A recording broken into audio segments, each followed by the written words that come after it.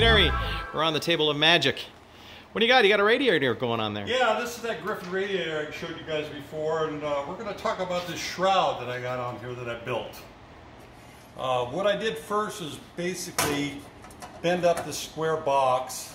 I attached it to the table, as you can see right here, and I made these round ends on both sides, clamped this box to the table, and then welded the round ends to the box.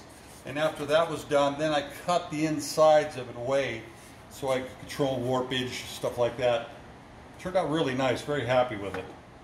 Then instead of two fans typically, which I put on these radiators, the one big giant one was a lot more simple and clean, and I really liked it a lot. Okay, this is the vintage air fan that I'm going to install on this shroud that I built. What I liked about it is the size, simplicity, the power that this thing puts out. The shroud that you see down here is a nice shroud, but it didn't fit my radiator, and I really wanted a radiator shroud that fit perfectly on there. That's the reason why I built that. Nothing wrong with that. This fan's going to work perfect for the Sledster. What I really like about it, built by Vintage Air, it's got an 850 watt motor, really powerful, pulse width modulated signal that it gets. It's slimline, as you can see. High output, quiet, reliable. It's going to be nice. In the past, on fans that I built, you usually had to put two 16 inches because that's all I had available at the time.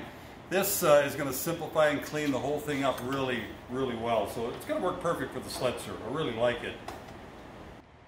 Now you can see the radiator fan is mounted to the shroud, which is mounted to the radiator. Turned out really nice, clean.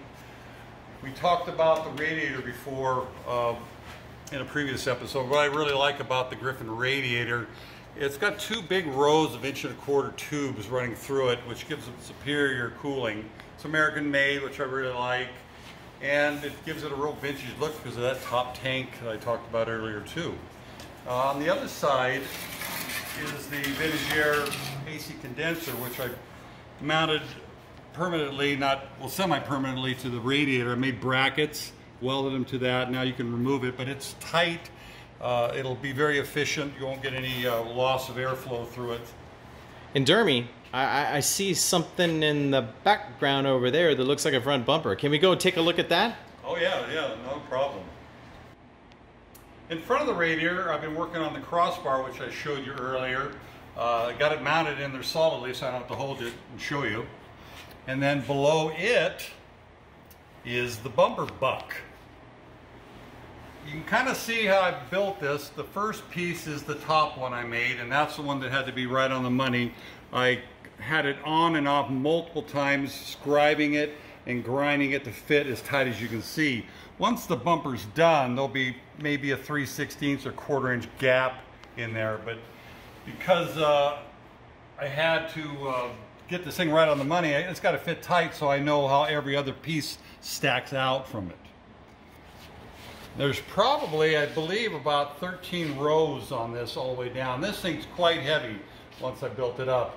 You can also see the weld spot that I did when I had the metal on here, showing that there's the pieces that I made, the smaller ones in the tighter corners, the bigger pieces on the bigger, broader areas.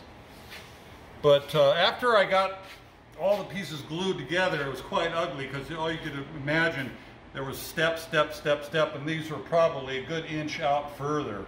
And I took a power plane and just slowly power planed it off, and then just kind of watching the contour of it as it developed.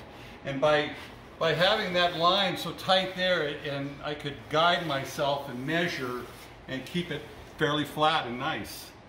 And the nicer you make the buck, the nicer the piece turns out, because it's easier to follow. If this buck was uneven and stuff, then the bumper would be the same way. So it's real critical to get the bumper buck right. Plus, like I said in the past, you can back up and look at it and say, yeah, I like that, or yeah, it needs to be carved off some more. And from the buck, this is what we get. This is the metal version of the wooden version, obviously. Multiple pieces that I've done. You can kind of see the joints. There's a joint here. This is a piece here. There's another piece here. When the pieces get more round, they get shorter and smaller. This piece here is huge because it's easier to make, flatter. After I weld them together, welding has a tendency to shrink and they want to collapse and get low. Using a body file, after it's all welded together, I can sand over it, or grind over it basically, and it leaves telltale scratch marks. And you can kind of see areas where it doesn't quite touch, little spots, and either by feeling and filing, I can tell if I'm getting to the point where I'm happy with. If I'm not, I can take a dolly and a hammer and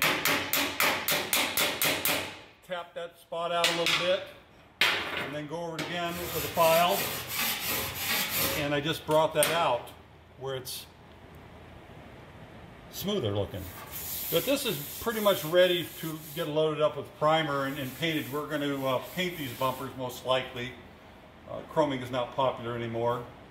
But that's kind of how I metal finish this bumper. Should look really incredible on there. Really happy with it. Again, I keep saying magic. Absolutely magic. From the magic table, this is CG with Dermy Close. Thanks. Hey Dermy, what do people need to do right now? Subscribe, watch the videos, tell your friends. Absolutely. More episodes coming.